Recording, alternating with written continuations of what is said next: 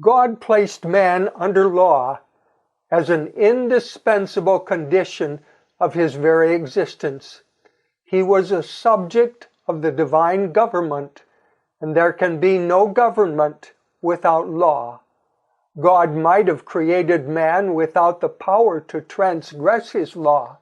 He might have withheld the hand of Adam from touching the forbidden fruit. But in that case, man would have been not a free moral agent, but a mere automaton. Without freedom of choice, his obedience would not have been voluntary, but forced. There could have been no development of character.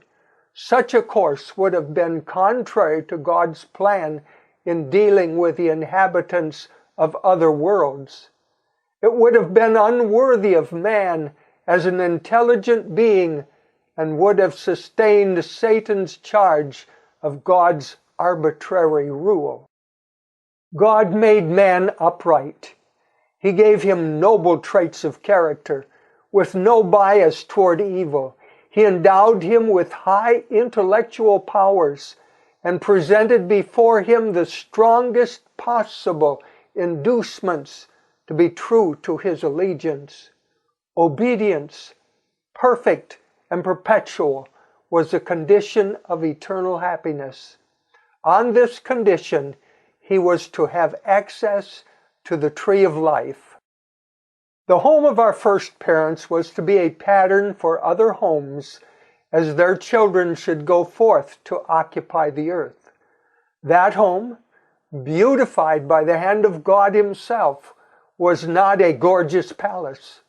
Men in their pride delight in magnificent and costly edifices and glory in the works of their own hands. But God placed Adam in a garden. This was his dwelling. The blue heavens were its dome. The earth with its delicate flowers and carpet of living green was its floor. And the leafy branches of the goodly trees were its canopy.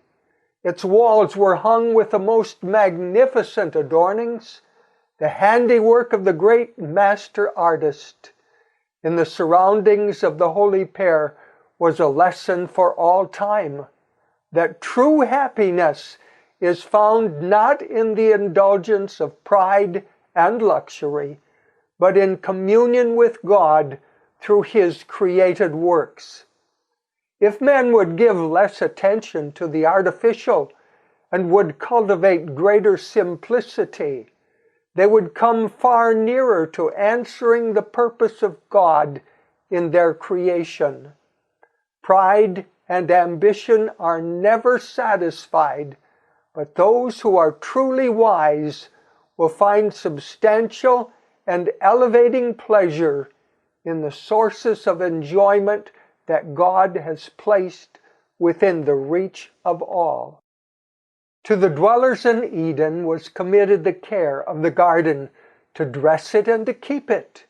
Their occupation was not wearisome, but pleasant and invigorating.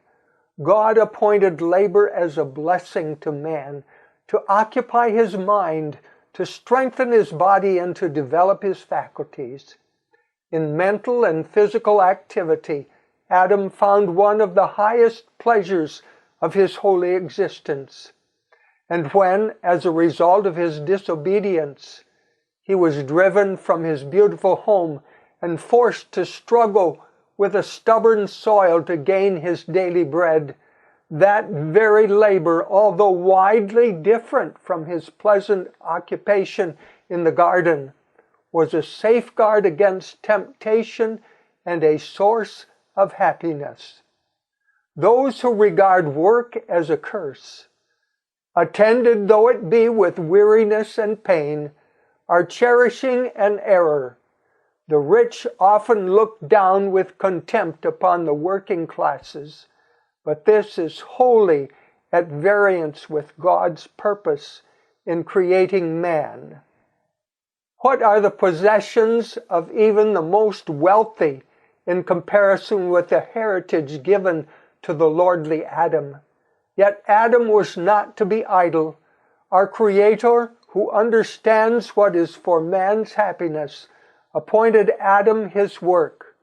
The true joy of life is found only by the working men and women. The angels are diligent workers. They are the ministers of God to the children of men. The Creator has prepared no place for the stagnating practice of indolence.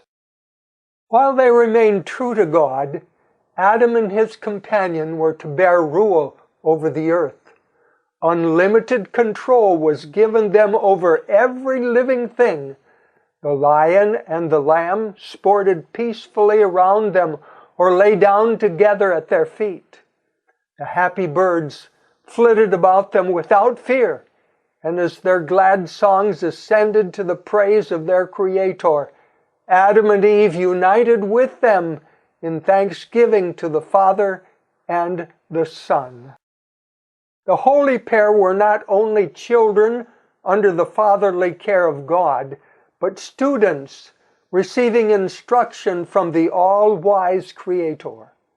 They were visited by angels and were granted communion with their Maker, with no obscuring veil between. They were full of the vigor imparted by the tree of life, and their intellectual power was but little less than that of the angels. The mysteries of the visible universe, the wondrous works of Him which is perfect in knowledge, afforded them an exhaustless source of instruction and delight. The laws and operations of nature, which have engaged men's study for 6,000 years, were opened to their minds by the infinite Framer and Upholder of all. They held converse with leaf and flower and tree, gathering from each the secrets of its life. With every living creature, from the mighty Leviathan that playeth among the waters, to the insect mote that floats in the sunbeam, Adam was familiar. He had given to each its name, and he was acquainted with the nature and habits of all. God's glory in the heavens, the innumerable worlds and their orderly revolutions, the balancing of the clouds, the mysteries of light and sound, of day and night, all were open to the study of our first parents. On every leaf of the forest or stone of the mountains, in every shining star, in earth and air and sky, God's name was written. The order and harmony of creation spoke to them of infinite wisdom and power.